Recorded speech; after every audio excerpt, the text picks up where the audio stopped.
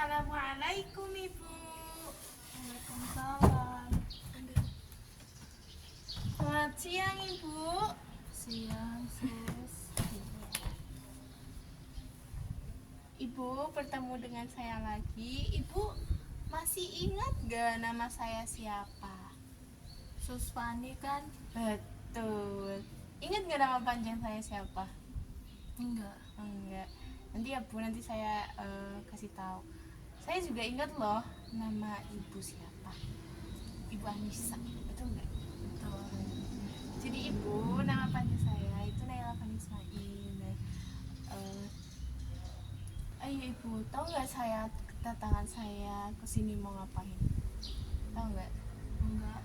Baik Ibu, tujuan saya di sini saya akan melakukan namanya terapi aktivitas. Nah, di sini tujuannya ini untuk mengelola kecemasan Ibu, terus yang kedua itu mengelola mood Ibu, suasana hati Ibu. Nah, Ibu bagaimana sih perasaan hari ini? Saya agak gelisah ya, sus. Stres sama ngantuk.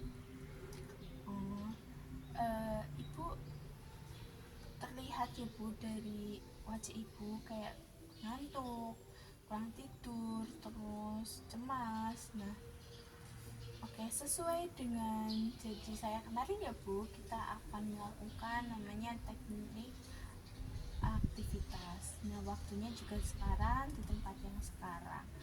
Bu, nanti terapi aktivitas ini membutuhkan waktu 15 menit. Apakah Ibu bersedia? Oke, Ibu. Sesuai dengan janji saya kemarin ya Bu, saya akan sering berkunjung ke rumah Ibu untuk memantau nih Ibu, apakah Ibu cemasnya berkurang, terus suasananya hati Ibu baik atau tidak di rumah. Oke, kita langsung ya Bu masuk ke terapi aktivitas ini. Jadi yang pertama itu saya itu akan melakukan namanya pemantauan aktivitas. Nah, yang dimana itu kamu nanya pemantauan apa itu? Oh iya. Jadi yang pertama itu saya akan melakukan namanya pemantauan aktivitas. Pemantauan apa ya, sus? Jadi itu belajar untuk memahami suasana hati Ibu. Jadi misalnya pemantauan aktivitas. Nah, itu tujuannya ini untuk memahami suasana hati Ibu. Nah, jadi nanti Ibu setiap hari itu nanti Ibu catat aktivitas dari bangun tidur sampai tidur lagi. Nah, misalnya bangun tidur Ibu catat. Nah, setelah bangun tidur Ibu ngapain? Masak, catat. Setelah masak Ibu nih mau siap-siap nih mau kerja, Ibu catat. Habis itu setelah itu Ibu setelah kerja biasanya olahraga, catat Bu. Nah, habis itu setelah olahraga Ibu bisa makan atau bisa main HP, catat semuanya apa yang dilakukan Ibu dicatat ya Bu ya. Nah, selanjutnya Bu, jadi nanti Ibu juga catat nih suasana hatinya Ibu. Jadi gampangannya gini, kalau misalnya Ibu habis bangun tidur, suasana hatinya gimana gitu kan? Suasana hatinya gimana, misalnya seneng nih karena masih pagi, masih bugar gitu kan. Terus setelah itu masak, seneng juga karena misalnya hobinya Ibu suka masak nih. Terus setelah itu bekerja, Ibu males nih bekerja, ketemu orang-orang yang mungkin membuat Ibu suka marah ataupun Ibu bisa catat mungkin nggak suka bekerja. Terus nanti bisa aktivitas-aktivitas lainnya bisa ditulis gitu ya Bu. Berarti dicatat semua. Iya. Sama moodnya juga. Iya betul Ibu, untuk mengetahui nih kalau misalnya yang memperbaik mood Ibu aktivitas apa, terus untuk yang memperburuk mood Ibu aktivitas apa. Oke, selanjutnya itu kita tahap 2 ini identifikasi.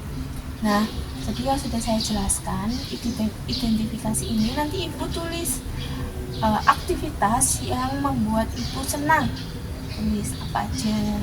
Aktivitas yang membuat ibu memperburuk mood ibu, tulis. Aktivitas yang membuat ibu senang, tulis apa aja. Aktivitas yang membuat ibu memperburuk mood ibu, tulis. Untuk mengetahui nih mood yang menyenangkan hati ibu dan mood yang memperburuk ibu, aktivitas yang membuat mood ibu baik, dan untuk mengetahui aktivitas yang memperburuk mood ibu tadi, contohnya kayak bekerja atau apapun. Kayaknya ya sus, yang bikin mood saya baik itu pas saya jalan-jalan, atau enggak minum kopi, atau enggak ngobrol sama temen. Terus yang bikin saya enggak mood itu pas saya beres-beres rumah sih sus. Itu contoh yang bagus ya Bu dari identifikasi itu. Jadi artinya ibu itu udah mengetahui pola perasaan ibu sendiri. Selanjutnya kita lakukan penjadwalan aktivitas ya Bu. Penjadwalan gimana ya sus? Jadi kita ini sengaja memasukkan lebih banyak aktivitas yang terbukti bisa meningkatkan suasana hati ibu. Tadi contohnya bertemu dengan teman-teman ibu ya Bu, sama jalan-jalan. Nah, itu ibu bisa menambahkan juga loh untuk meningkatkan suasana hati ibu yang sudah terbukti, yang biasanya orang sering nih, kayak misalnya minum kopi terus dengan teman, terus membaca buku kayak novel gitu, webtoon, kan banyak ya Bu ya. Terus ada hobi yang ibu suka gitu. Tapi saya tuh suka mager ya sus, apalagi kayak harus, masa setiap hari harus ketemu teman terus minum kopi ngobrol, itu mager ya sus. Tapi kalau di rumah tuh saya juga suntuk, gimana ya? Itu wajar karena itu adalah langkah terakhir yang penting. Nah, jadi namanya aksi sebelum motivasi. Jadi ibu nggak apa-apa kalau misalnya ibu moodnya lagi nggak bagus gitu, ibu tetap paksa aja untuk ketemu dengan teman-teman atau minum kopi atau membaca buku gitu ya Bu, atau jalan-jalan untuk meningkatkan mood ibu. Jadi ketika ibu melakukan itu, nanti setelahnya ada motivasi untuk melakukan hal itu. Jadi nggak usah terlalu terburu-buru gitu ibu, kayak perlahan aja. Misalnya setiap hari ibu jalan-jalan, terus besoknya untuk meningkatkan mood ibu bisa ketemu sama teman-teman, terus besoknya lagi minum kopi, seperti itu Bu. Jadi harus dipaksa ya? Iya, untuk meningkatkan mood ini harus namanya dipaksa agar terjadi namanya kebiasaan. Kalau misalnya kebiasaan ini udah menjadi kebiasaan ya Bu, itu nanti kita bakalan ngerasa kurang gitu Bu kalau misalnya nggak ngelakuin satu hari itu. Itu Bu, nggak apa-apa. Jadi mulainya juga perlahan ya Bu, kayak kita coba dulu dari 1 minggu. Nah setelah nih udah 1 minggu, coba lagi 2 minggu, dan nanti itu akan kebiasaannya itu akan terjadi seperti itu. Apakah ibu seperti itu ibu? Jadi nggak harus nunggu semangat dulu? Enggak ibu, tapi dipaksakan dulu, baru nanti setelah itu ada motivasi semangatnya. Ya deh, Seperti itu. nanti saya coba Yesus.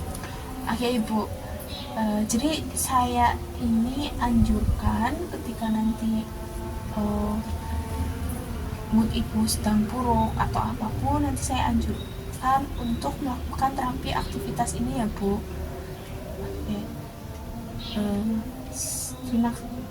Oke ibu hebat banget bisa melakukan terapi aktivitas fisik pada siang hari ini. Tepuk tangan ya Bu untuk kita.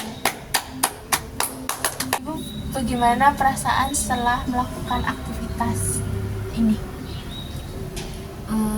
jauh lebih lega ya sus. Ternyata ada ya metode kayak gini ya sus. Iya betul ibu, ini metode yang sederhana tapi bisa mengubah hidup ibu.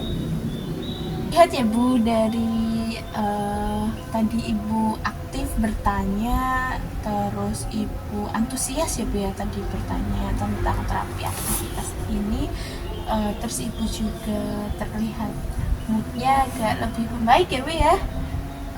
Ibu mulai besok ibu nanti catat ya bu ya keseharian ibu tadi yang sudah saya jelaskan, dan nanti minggu depan saya akan melihat nih catatan ibu untuk mengetahui apa nih yang membuat mood ibu baik dan buruk seperti itu ya bu. Ibu minggu depan mau jam berapa? Jam 9 aja deh sus.